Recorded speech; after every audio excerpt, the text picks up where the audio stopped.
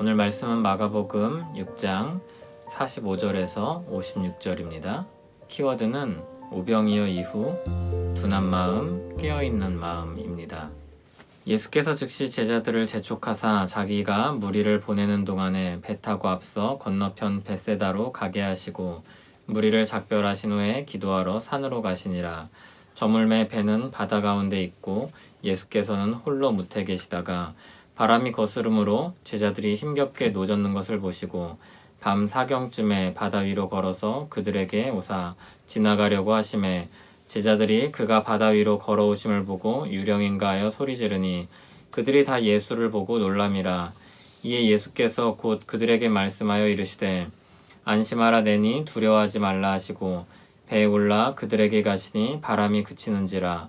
제자들이 마음에 심히 놀라니 이는 그들이 그 떡 떼시던 일을 깨닫지 못하고 도리어 그 마음이 둔하여졌음이로라. 건너가 게네사렛 땅에 이르러 대고 배에서 내리니 사람들이 곧 예수신 줄을 알고 그 온 지방으로 달려 돌아다니며 예수께서 어디 계시다는 말을 듣는 대로 병든 자를 침상째로 메고 나아오니 아무데나 예수께서 들어가시는 지방이나 도시나 마을에서 병자를 시장에 두고 예수께 그의 옷가에라도 손을 대게 하시기를 간구하니 손을 대는 자는 다 성함을 얻으니라.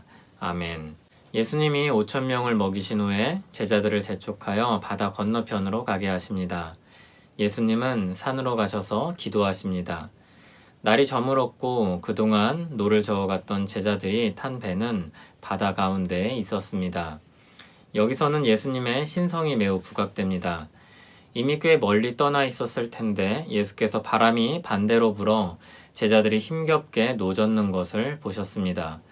예수님은 밤 사경쯤, 즉 새벽 3시에서 6시쯤 바다 위를 걸어서 제자들의 배 곁으로 지나려고 하셨습니다. 제자들이 처음에 예수님을 보고 유령인 줄 알고 놀라 소리를 지릅니다. 예수님은 그들을 안심시키셨습니다. 안심하라 내니 두려워하지 말라. 여기서 내니 두려워하지 말라는 말씀은 하나님이 모세에게 나타나셨을 때 나는 스스로 있는 자니라 라는 말을 떠올리게 합니다. 예수님이 배에 오르시자 바람이 그쳤습니다. 제자들은 떡 떼시던 일을 깨닫지 못하고 눈앞의 광경을 보며 매우 놀랐습니다. 마가복음은 그들의 마음이 둔하여졌다고 기록합니다. 배는 게네사렛에 이르렀고 그곳에서도 많은 사람들이 예수께로 나왔습니다. 어떤 사람들은 병든 자를 침상째로 메고 나왔습니다. 어떤 사람은 병자를 위해 옷가에라도 손을 대게 해주시길 간구했습니다. 주님을 만난 사람마다 나음을 입었습니다. 제자들의 마음은 왜 둔하여졌을까요? 요한복음을 보면 예수님께서는 제자들과 달리 많은 사람들이 자신을 억지로 붙들어 자기들의 뜻을 위해 임금으로 삼으려는 줄을 아셨습니다. 예수님은 자신의 사역을 이어가시기 위해 그들을 떠나셨고 산으로 홀로 가셔서 기도하셨습니다. 예수님은 사람들의 열광적인 환호 속에서도 깨어 있었습니다. 그러나 제자들은 그렇지 않았습니다. 많은 사람들이 예수님을 따르고 가르침을 받습니다. 예수님께로만 나가면 나음을 입습니다. 게다가 자신들에게 주신 권능으로 인하여 주님의 일에 동참하는데 놀라운 일들이 일어납니다. 그들의 마음은 들떴고 머지않아 대단한 일에 동참하게 될 것이라고 생각했던 것 같습니다. 그들은 나중에 누가 크냐며 논쟁하기도 했습니다.